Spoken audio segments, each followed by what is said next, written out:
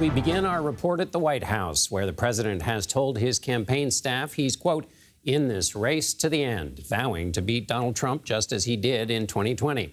Outside of the building, the pressure continues to grow that he'd drop out of the race. A senior Democrat in Congress has told CBS News there's a group of at least 25 House Democrats planning to sign a letter in the coming days that will ask the president to step aside as the presumptive nominee. New CBS News polling is showing less optimism among voters as well.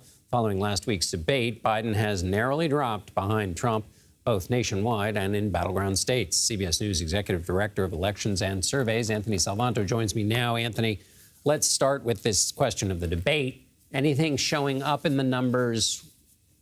And are we overreading anything that might show up in the numbers in terms of events? Let me walk you through this.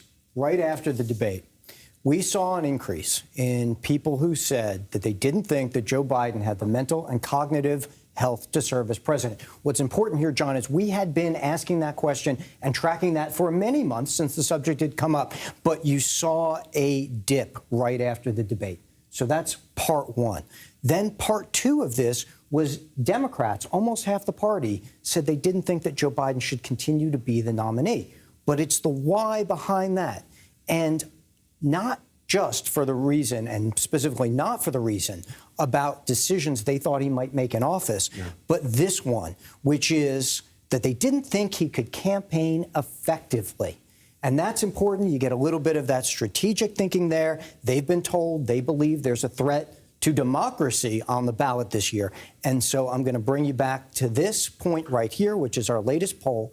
And this is kind of depressed turnout. Right now, Democrats less likely to say they will vote in this election. And that's one of the things behind those numbers you showed at the top. And going into the debate, Biden already had some difficulties with enthusiasm within his own party. So this is a problem on top of what was an existing problem on that enthusiasm question. Indeed. Right? Go ahead. Now, to the battleground state, to the top line number, how should we interpret that? Because somebody might say, well, gosh, all this fuss about the debate, sure, Trump is ahead a little, but he's not ahead by a massive margin. He's not ahead by a massive margin. There is a directional shift toward Donald Trump. That much is clear. In the battlegrounds, there has been a 4-point shift. There is now a 3-point Trump lead. Okay, how much do we make of that? It's more about the shift. On the other hand, we need to contextualize this with a campaign in which there are very few swing voters, in which more than 90% of each of these guys' current voters say they would even so much as consider the other candidate. So if you calibrate that within the range that this campaign could move, then you can read it as meaningful. Right. Small moves mean a lot. Anthony Salvanto, thank you so much as always, Anthony. Thank you. Now I want to bring in CBS News Chief Washington Correspondent Major Garrett. Major, thank you. I'm going to ask you to help us understand some of the political thinking of various players on the Democratic side. But first, I'd love to get your wider picture, Major. Give me your read on the atmosphere with respect to this idea of Joe Biden not continuing his candidacy. John, I'm going to do something I almost never do. I'm going to quote from a fundraising email.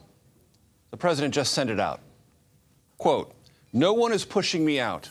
I'm not leaving."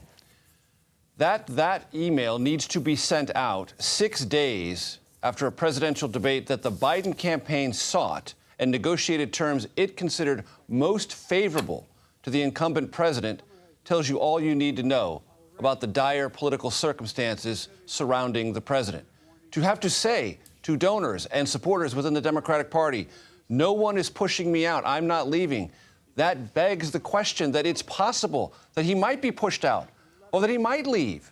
That is a degree of uncertainty, John, that is not really tolerable for a presidential campaign of any kind. And the biggest casualty for the Biden-Harris re-election campaign has been lost time. As you know, there is one thing in every campaign that is most precious and not inexhaustible. It is finite in the extreme, time. You never get more of it. And when you have an entire week devoted to all these internal machinations and doubts and questions, and your opponent needs say nothing, that is lost time that cannot be recovered. Politicians sort their positions in public through their own self-interest, obviously. Do they want to show loyalty to protect their future career in the Democratic Party? Do they want to speak out because they have a close race? Give us your sense of some of the calculations going on outside of the White House from Democrats who might be creating the conditions that have required the incumbent president to send out a fundraising email saying no one's going to push me out. John, you've asked the perfect question. It explains why so many people are asking, how did we get here?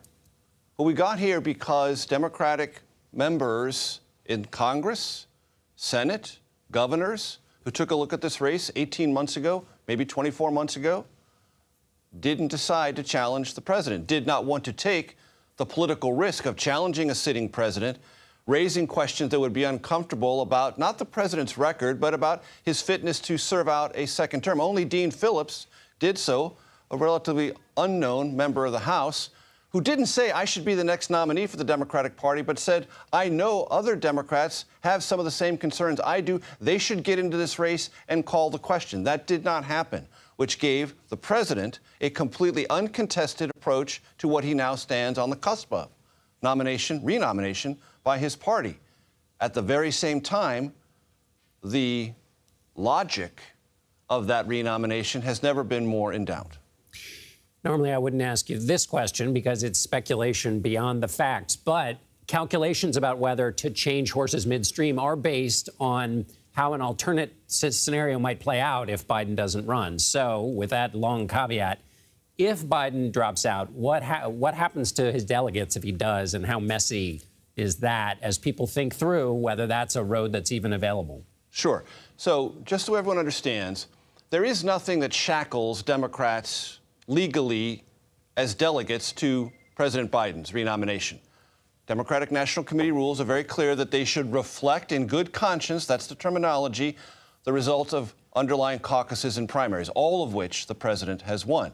So, by orientation and by accordance of Democratic National Committee rules, unless President Biden takes himself out of consideration for nomination, those delegates will vote for him. Now, if the president steps down, entirely speculative, and endorses Vice President Kamala Harris, there is also a strong motivation within the Democratic Party to take very seriously that endorsement and probably follow with those delegate allocations in kind. Not a certainty, but a high probability. If, under the very speculative scenario, John, the president were to say, I'm not going to accept the nomination, I'm not going to endorse my vice president, and I'm going to leave it completely open, then the delegates would be free to pursue whatever interests they wanted to, vote for whomever they thought would be best to represent the Democratic Party.